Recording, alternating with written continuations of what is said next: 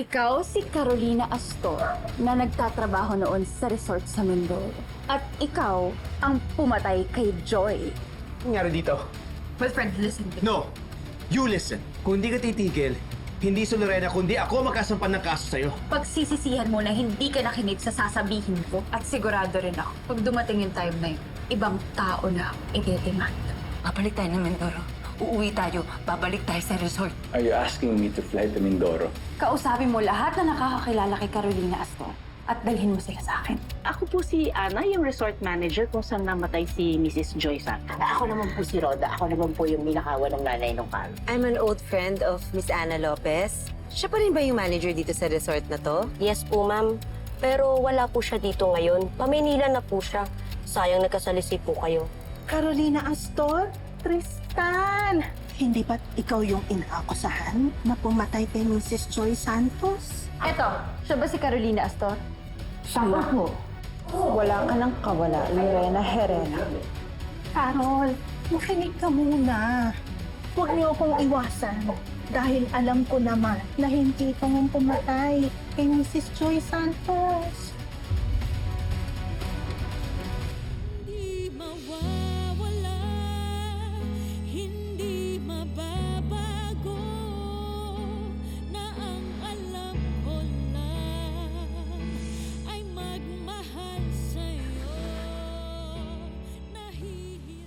Ano kung sabi niyo? Alam kong inosente ka. Kaya hindi niyo ko kailangan takbuhan. Paano po?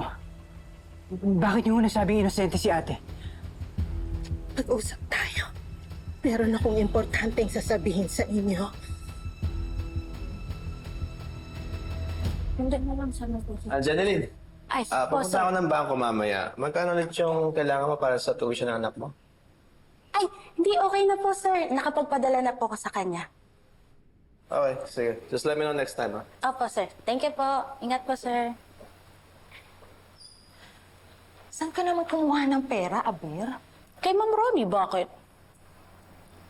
Kapalit lahat ng sinabi ko tungkol kay Ma'am Lorena. Ikaw talaga? Hindi ka ba kinakabahan dyan sa ginagawa mo? Nagpabayad ka pa? Sinabihan na kita na huwag kang mangialam dyan. Excuse me. Hindi ako nagpabayad. Kusa niyang binigay sa akin yun. Kasi siya naniniwala sa akin. Hindi kagaya mo. Ka naman? Basta makikita mo, lalabas din yung kalokohan niyang magkapatid na yan. This is my way of saying thanks. Uy, pasensya na kayo ha. Naabala ko pa kayo, tapos kinuha ko pa yung oras niyo.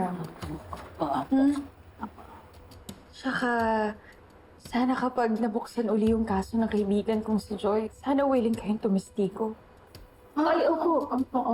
Para naman mabigyan ng hustisya yung kaibigan ko after all these years. Maasahan ko ba kayo? Opo. Asa-asa. Promise. Opo. Maraming salamat sa inyong dalawa. Madam, Dapat po talagang makulong at saka maparusahan niyang Carolina Astor na yan. Opo. Maaasahan niyo po ako. Basta ho makakatulong sa kaso. Salamat. Walang anuman po. Salamat ah. Opo. ikaw talaga yung nakita ko noon. Nag-deny ka pa, tapos tumakbo ka. Gets ko naman kung bakit. Aaminin ko, nung una, naisip ko din na may kasalanan ka sa nangyari doon kay Joy. Pero nung wala ka na, meron ako naging kaibigan.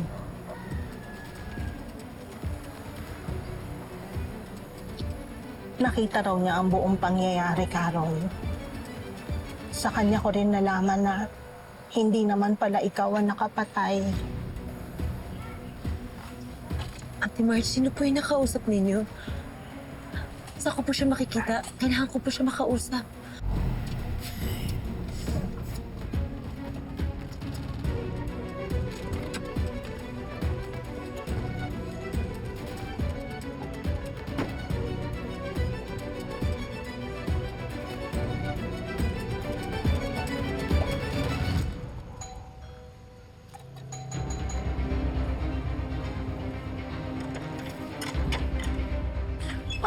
naman ba? Where's Lorena? I need to talk to her.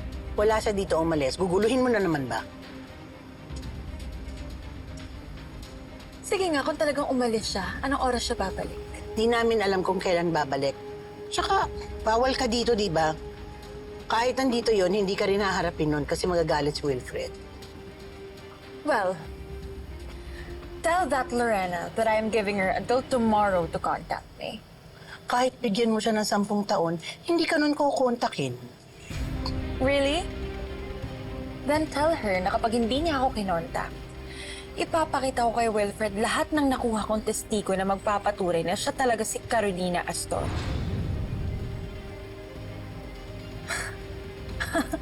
Oh, ba't natahimik ka? Alam mo, mukhang may alam ka rin. Oh, basta, sabihin mo yan kay Lorena, ha? Ay, kay Carolina Astor pala. Bye!